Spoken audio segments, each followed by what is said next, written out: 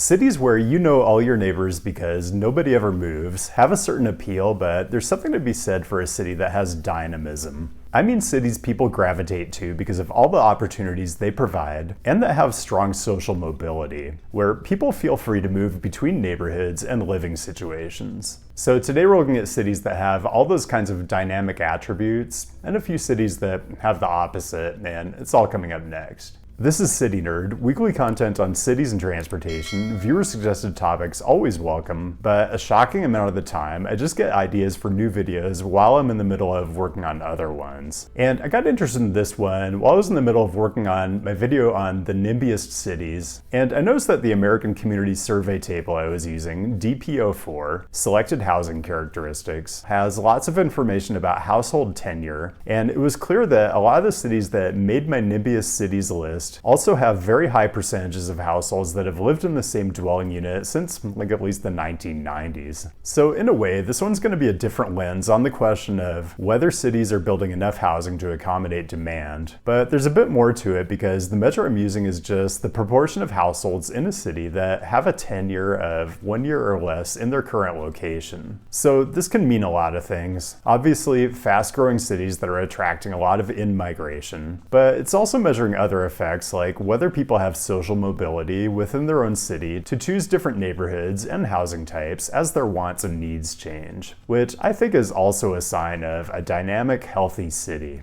And also, half my video ideas are just me looking for ways to talk about cities that I haven't talked about in a while. And my last two top 10 type videos are like California cities and Rust Belt cities. So you're definitely gonna get something different today.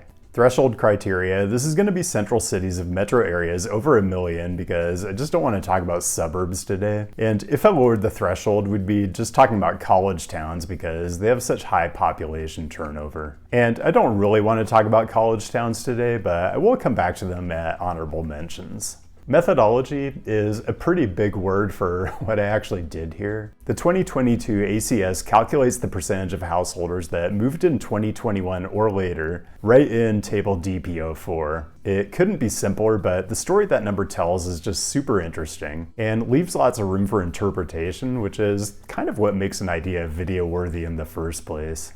As always, these top 10s are really a Trojan horse for me to talk about whatever it was I was interested in talking about in a given week. So having acknowledged that, let's get into it.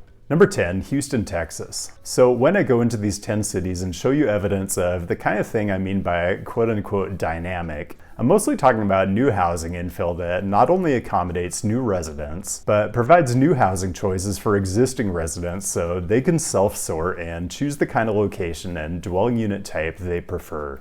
For Houston, luckily I have a lot of B-roll because if you didn't notice, my video on that city is now my third most viewed piece of content all time. And I took a lot of pictures of their whole weird housing typology while I was there.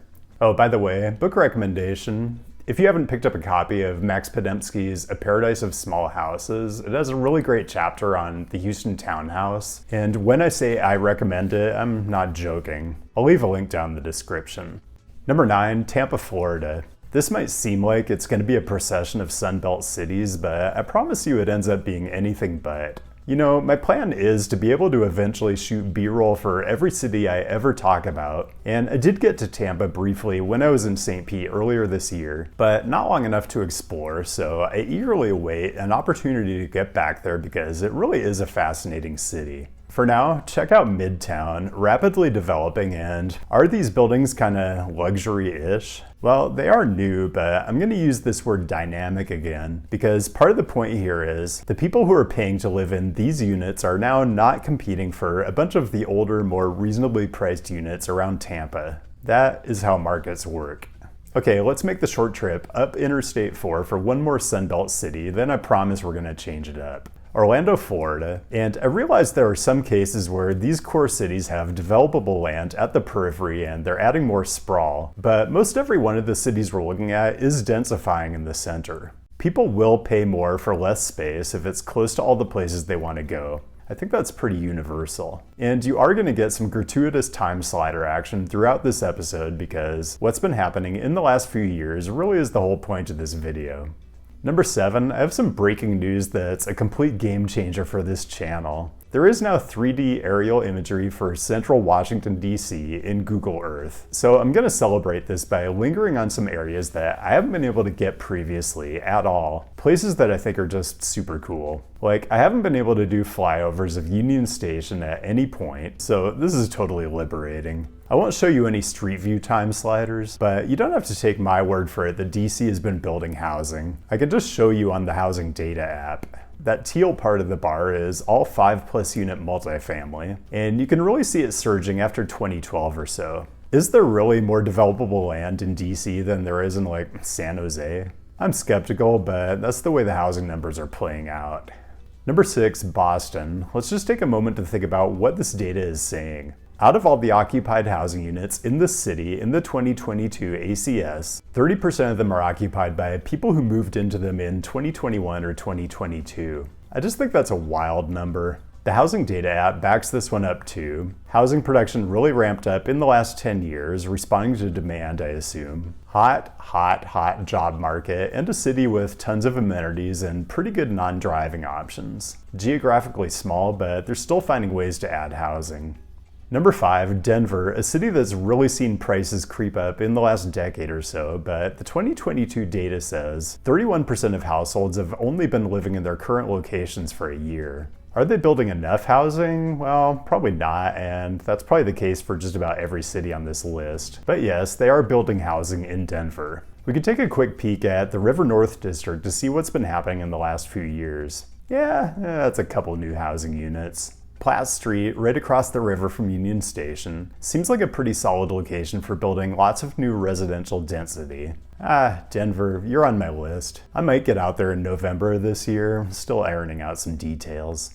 Number 4, Minneapolis, another city I have far too much B-roll for. I shouldn't have to tell you that there's a lot of new housing getting built in some very bike-friendly areas. I mean, I feel like I've made videos about precisely this, but here's my question about this city. Is Minneapolis the westernmost Midwest Rust Belt city, or is it the easternmost Western US city? Apologies for the Kansas City erasure, but Minneapolis is kind of both. It has a lot of the urban fabric that you associate with the great industrial Midwest cities, but it has a bit of a growth trajectory like Denver does. Maybe also a bit like number 3, Salt Lake City. It's not lost on me that both of these last two were on my undervalued cities list a couple weeks ago. I've praised Salt Lake previously for punching way above its weight on transit, so let's see what they've been doing around the track stations. McClellan Street at the end of the Sugar House line looks nothing like it did 5 years ago, and if you haven't been downtown since before the pandemic, a lot of that doesn't look the same either. This is East 600 South, just off the core light rail alignment on South Main.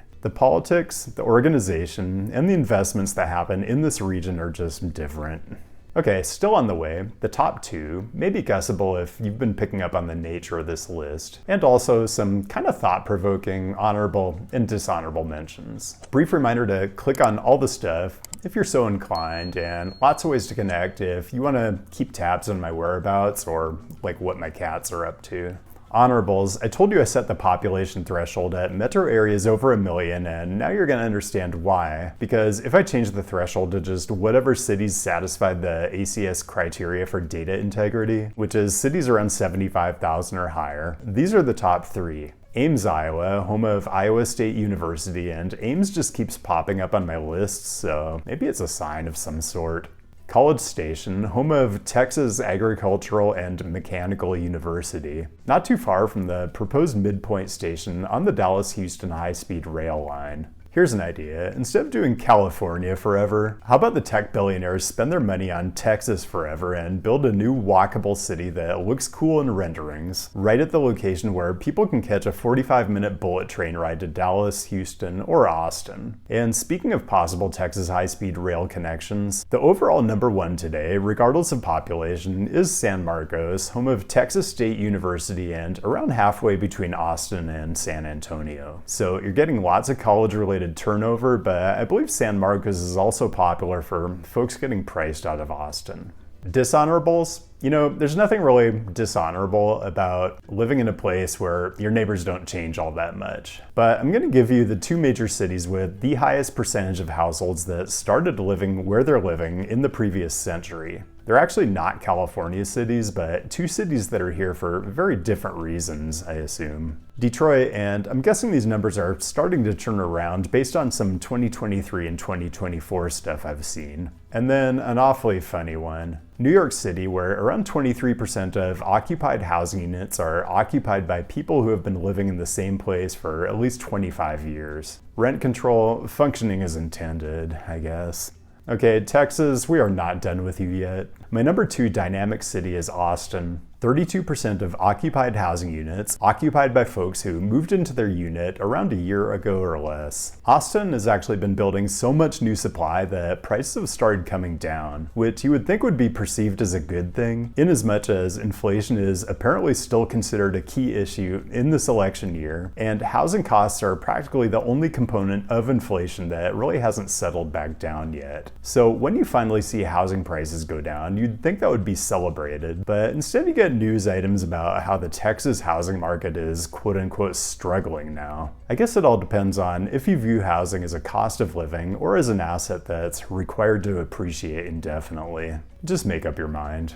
And number 1, Seattle. At certain points in the past decade, the fastest growing big city in the US and the most cranes in the air. I've actually done 3 very location specific videos about Seattle, so I've got a decent amount of B-roll, but I still haven't done anything that explores Seattle in a comprehensive, holistic way. You know, I may never try to tackle that, but there definitely will be more Seattle content coming in the not too distant future. Why is Seattle number 1 here? Well, the job market here is bonkers, and if you saw my video on the most location efficient cities, meaning the ones where the median worker spends the least proportion of their income on housing and transportation combined, Seattle was number 1 on that list too, because it has very high median income relative to the cost of housing, and the transportation options are pretty solid. I'm not saying it's an inexpensive city, just all this stuff is relative, and it is a place where if you make the median income, you can live a pretty good quality of life, especially if you're fortunate enough to be able to get by without a car. Some people seem to think I'm completely anti-car just because I don't own one. But a car is like anything else, it's great when it's the right tool for the job. Like road trips, for example, it's just the best way to see a lot of our country, definitely the American West. And I've got a content recommendation. I know a lot of you are big fans of Wendiver's Jet Lag series. Well, coming July 10th, the Wendiver folks are releasing a new show that sends 6 video creators on the Great American Road Trip and mixes in deception, intrigue, and a very cool plot twist. Here's a taste. We really like shows that have, like a sabotage element, but there's already like so many that have a saboteur. There's even a bunch that have a couple of saboteurs. As far as we know, there's none that have everyone as the saboteur. And we thought that would be funny.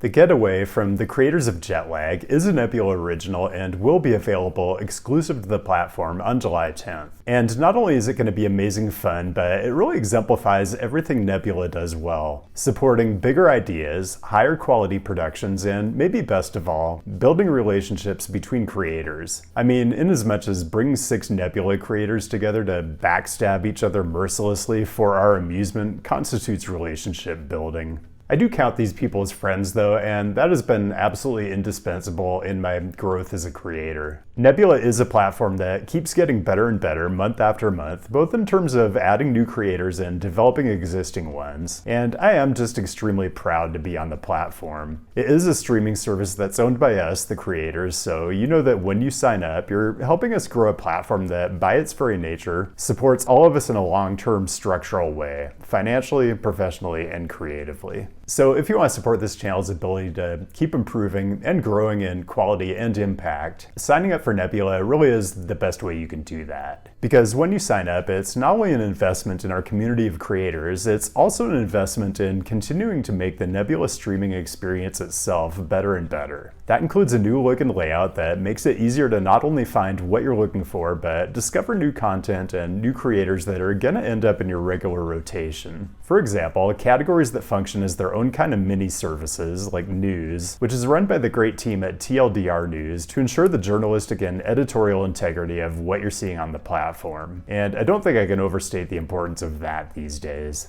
Also, this year, my videos are going up early on Nebula, so if you want to move your viewing schedule up and avoid spoilers, a Nebula membership is a great way to do that. Because if you use my custom link down in the description, it really is a ridiculous value. You can get all the Nebula content for just $250 a month, which is 40% off the usual price, and the lifetime offer is still available. $300, you pay once, and you get Nebula for as long as both you and Nebula exist. As always, whether that pencils out or not is a personal matter between you and your preferred actuarial table. Or here's another idea, Nebula gift cards. Use my code to get the same great discounts, but gift them to people you think might enjoy my weekly propaganda and the other great content that's on the platform. No matter which way you go though, a Nebula membership is a fantastic way to demonstrate your support for a one-of-a-kind creator-owned platform, and to fund the continued production of amazing originals like The Getaway. And Nebula keeps announcing and teasing new originals, and they just keep getting better and better. So for all of you who are already Nebula members, just a massive thanks from me. Although I feel compelled to say, you should probably be watching this video on Nebula, where it appears ad-free and without this Nebula promo section in it. Just putting that out there. And that's all I got. Thanks for joining today, and thanks as always to the patrons for giving me the freedom to be able to change it up from week to week. Keep the great topic suggestions coming. I'll be back with a new episode on my usual schedule, and I'll see you then.